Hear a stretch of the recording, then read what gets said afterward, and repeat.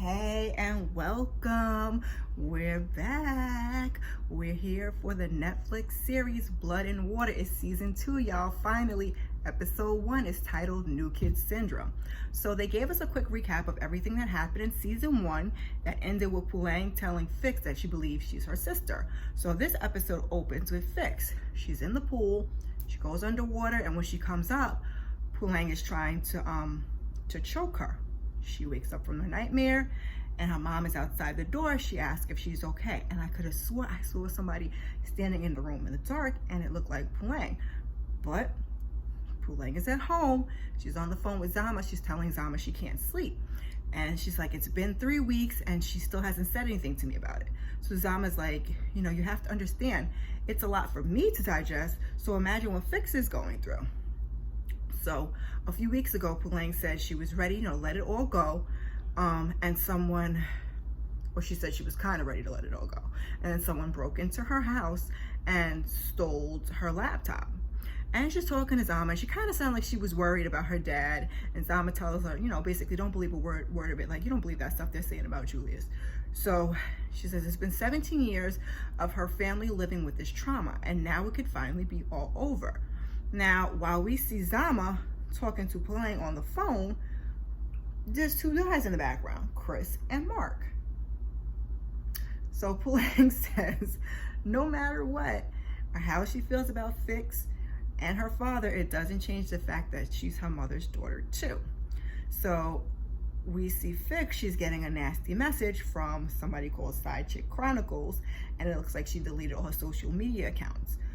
So we discovered last season that Fix was having an affair with the married coach whose wife had a baby on the way. So I'm thinking it could be the wife, but anywho, the person has like an Instagram type of account, and they're sending her like, I still remember what you did, or I don't forget what you did, or whatever it said, but like threatening. So she gets all upset. So it looks like it's the first day of school, and Fix is meeting with Janet, who's the school mandated counselor.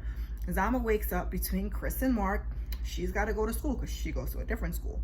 So Pulang looks like she's going to oversleep when Sia comes in, and he's messing with her. She don't want to get up. And then finally he's like, is KB your boyfriend now? So she jumps up and she sees that he's on the phone, shoos him out, runs in the bathroom, and they're talking, and he says, he's back from his grandparents and he would have come back sooner, but his dad pressed him to stay away, for so long because dad is trouble and he's up to no good. So KB's song plays on the radio. He's all excited. Reese is at home, and it looks like her home life is hard. Her mom hasn't been taking her medicine, and she says she doesn't need them anymore, but clearly she does. Everything in that place is wrapped with saran wrap. And she's telling Reese to keep it down because of the kids. What kids, mama? You have any kids other than Reese? I didn't know Reese had no siblings, but I digress. So we see Fix, she's still sitting with Janet, and she's eager to get the whole thing over it. Aren't you supposed to ask me questions? So Janet makes some jokes with her, and then Fix asks, when are we gonna talk about Coach Morgan? And she's like, I'm here to get to know you so we can figure out how to help you. So Janet asks about Pulang. So now the family's having breakfast, everybody except Pulang, and she comes in and she tries to get out the door without addressing her father. Like, he says something to her, she ignores him. I don't know if he went to hug her and she brushed past him, but she was not trying to hear him at all. But the police arrive and they send Sia to his room, and surprise, they are there with the interim order of protection for Pulang, processed by the court on behalf of Fakile, Fix, and her parents. Pulang is shocked. We're shocked too, girl. So at school, KB, he's getting the star treatment. Everybody, after a song on the radio, everybody's like, want to take pictures and selfies and stuff with him. Reese is like teasing him. Well, he's getting that from everybody except for Chris, because Chris is still annoyed with him and he storms off.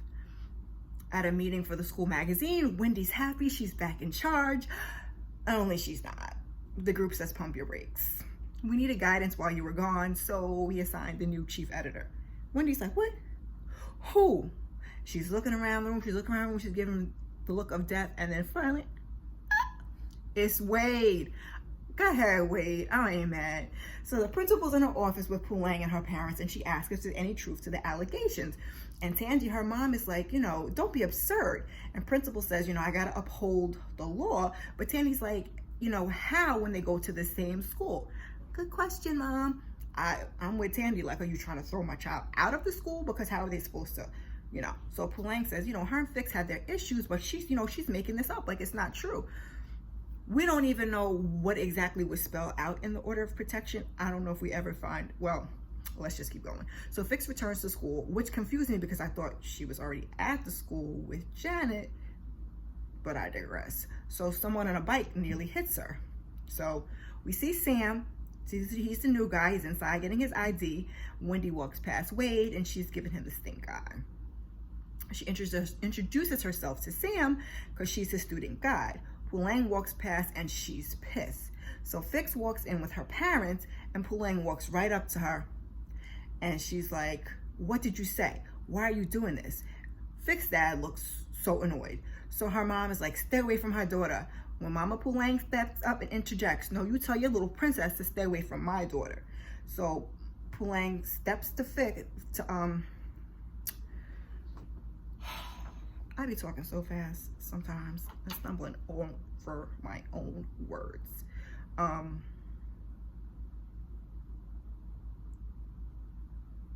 So, like I was saying, Pulang steps to Fix again and asks Fix.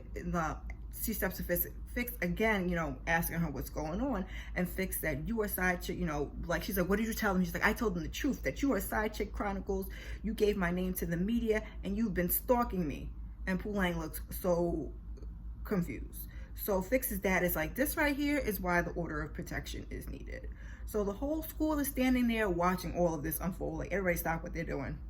And here they are. So after the dad makes a comment, Principal Daniel sends them all to class. I don't think she might have took the parents to the office, but off to class they go. So Sam looks confused and the tour is over. Welcome to Parkhurst. I said Principal Daniels already. Ha ha ha ha. Wade asks, so they get to the class. Wade asks what just happened, and Pulang fills him in and says she told the truth at the end of term. He says he's sorry, to which she was kind of like, you would have known, but you haven't been talking to me. Now, last season, Pulang had friend zoned Wade, who, like, he was really into her, and she made moves with KB, so Wade had to move on too. So Leanne comes over and she's like, no worries, Fix is just jealous. Pulang and KB are famous now, and she thinks that Pulang is Side Chick Chronicles too, which it's like, okay, whoever Side Chick Chronicles is, they're probably a student, because the pictures and I think the video was already of the conversation that just happened with the whole school was around with Pulang and Fix is up on their social media or whatever. So, and Pulang was in the picture, so I don't know how she could be Side Chick Chronicles, but so anyway, a frustrated Pulang, she walks out of class. So they get a new assignment, and Wendy is being Wendy about the assignment because that's just Wendy. So Reese is on her phone. She's looking for a facility for her mom, and KB approaches Fix when the bell rings about the seriousness of what she's done, like the order of protection. So they used to be friends, and he wants answers. So Chris jumps to Fix's defense, saying Pulang has indeed been stalking her since she got there, but he's been too blind to see. So KB tries to get to the bottom of it. He's like, you guys were just fine. Like, what happened? Is it because of the article? Because we all know Wendy did that. Is it because she exposed you in chat? Sorry, but you were sleeping with the married man. Is it because you and I didn't work out? And she's like, it's not about that. She's like, speak to Pulang about this. But the teacher rushes them, like, y'all gotta go. Rushes them off the class. So speaking of rushes, Sam is rushing and runs into Fix and Chris. And she's like, you almost ran me over with your bike. And he was like, oh, he's trying to impress her or whatever, basically. And he asked for help finding his locker because his tour got cut short this morning and he doesn't know where it is. He introduces himself and Fix is kind of smiling or whatever. And then Chris takes the paper and he's like, go this way and swing this way and da-da-da-da. And then he sends him on his way. He's like, we have class. So Chris is definitely on his Kevin Costner bodyguard type-ish, but okay, Chris. So Pulang goes to see Zama at practice because she's like too through. She's pissed off. She needs to talk to her girl. So she's like, Fix refuses to see the truth. And Zama's like, Again, you have to keep in mind, you're threatening to turn her whole life upside down. Plus, you're dating her ex, who's a mini celebrity right now. How do you think she's going to take it? She's like, oh, maybe you're right. And then she's, you know, they're going back and forth, and she thinks that finding her laptop is the key to proving Mr. Malapo, we're going to call him Mr. KB because it's KB's daddy, had something to do with the break-in. So Zama says, you know, you should tell KB what's going on and how, you know, how it could possibly work to her advantage. But Pulang is apprehensive. She's scared. She don't want to do that. So I'm not sure about that myself, only because it's you know, it's the boy's dad. So she's like, did I see you, Chris, and Mark together the other night? She's asking Zama. So now Fix, she's in the pool, or she's by the pool, and she's freaking out. She's having another flashback. You know, she did almost drown when she was little, but now she's adding Pulang in with that trauma. So when she finally jumps in, Sam jumps in and he calls himself making a joke. And it's a whole mess because Chris and Mark walked in and Chris was trying to fight Sam. Mark and Fix had to intercept, and Sam was like, oh, he was just joking. So I don't know how you grabbing somebody in the pool, but you was just making a joke, but I don't know. So he makes another comment. He and Chris exchange words, and then Chris punches him. Mark looks totally annoyed by the whole situation because, you know, him, I guess, defending Fix, and just, he's over it. So back in the principal's office, she is also sick of Chris's stuff. She couldn't get in contact with his parents, and it seems like they're never around. So Wade stops by to check on Pulang, and he ends up sticking his foot in his mouth and telling her mom that she left. The mom had no idea she left school, and she has not been home yet. Uh-oh, Wade. So I almost left this scene out, but it kind of goes with what I was just saying a minute ago. So there's a few kids, they're having a day party. Zama gives Chris a kiss. Mark doesn't look happy. I don't think he's like, this whole situation ain't him. You know, he just want to be with Chris, but Chris want his cake and eat it too. So Zama wonders if they'll get in trouble, but it turns out like they all have messed up parents. Basically, if the parents are never around, as long as they don't disrupt what the parents are doing while they're away, it's all good. So that's the situation with Chris. We already saw what it is with Zama's mom. We see what condition Reese's mom is in, so they're all toasting to effed up parents. Mark's like, well, my parents are cool. So they give him a look, and then they all toast. So Fix runs into Sam on her way to the school counselor, and he says that he needed to heal after her boyfriend punched him. Not my boyfriend, she says. And she apologizes, and she says, you know, Chris is a good guy. He just gets a little extra sometimes, and, you know, he's being protective. So they share some words, and they share a laugh. So again, skimming over this whole day party thing. It's now nighttime. The kids are still partying. Someone approaches Reese for some work, and shortly after, she sees someone work in her crowd. So she confronts him because she sells weed, but this guy, you know, he has pills. His name is Lex. So he gives Reese his card, blah, blah, blah, blah, blah, and we are introduced to a new character, possibly, we'll see. So Wendy chats with her mom at home. She's like, what am I doing? You know, what am I doing wrong? And her mom's like, relax, like, you're 17, it's just, you know, it's just a school magazine. And then Mom also reminds, you know, you lied to your team. They don't trust you. Your character's in question, not your cause.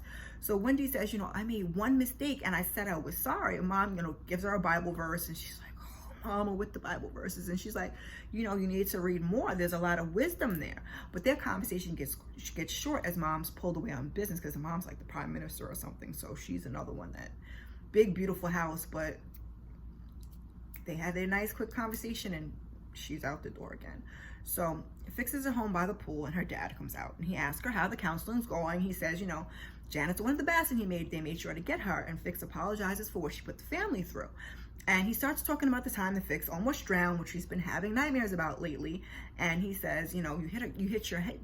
You remember? She's like, no. He's like, you lost so much blood, you had to get a blood transfusion. And somehow neither your mom nor I were a match. They say it happens. Really, sir? Okay. Even Fix's face spoke volumes. So he says, you know, it's hard to love someone and not be able to help them.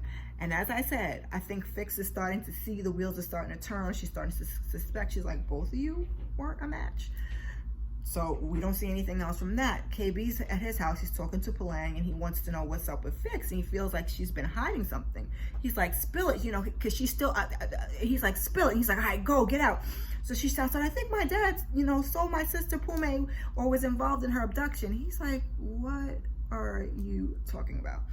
And then she reveals at court that she overheard her father ask her mom to get an abortion. That's all. No, girl, that ain't all of it. What does it have to do with Fix? What does all of this have to do with Fix, he asks. Good question, KB. So Palang lies and says nothing. You know, we got into a fight the other day about Coach Morgan, and she thinks I'm Side Chick Chronicles. But I'm not. She does think that. And she's like, you know, I love you. And she says she didn't give Fix's name to the media. She would never do that. He still doesn't get it. That's because she's not telling you the whole truth. She is leaving out a large piece, KB. Like, stay focused. Don't let us sidetrack you. So they kiss, and he's like, no more hiding stuff from me. You know, I'm your man. I want to help. And at that very moment, Palang excuses herself. She asks to go to the bathroom, and then she starts snooping all around the house looking for the laptop. How long do you think you're going to be able to be gone before this man notices that you're gone? But okay, girl. So Janet's talking to Fix, and Fix, apparently she isn't really saying anything. So she asks why she took out the order of protection of Palang, and she's like, I can't help you if you don't talk. What are you so afraid of? And she asks, what do you know about DNA tests? That's Fix asks her. She's like, DNA tests? So she's like, if you thought something you believed your entire life was a lie, where the truth could do more harm than good, would you want to know the truth? So Janet goes into, you know, I'm an orphan. Someone dumped me, never to be found again, but someone found me. And then she goes into that everything she's done in her life is to prove that she didn't need anyone ever, especially not her parents. But she's a mother now, and the man that was supposed to take care of this child didn't stay.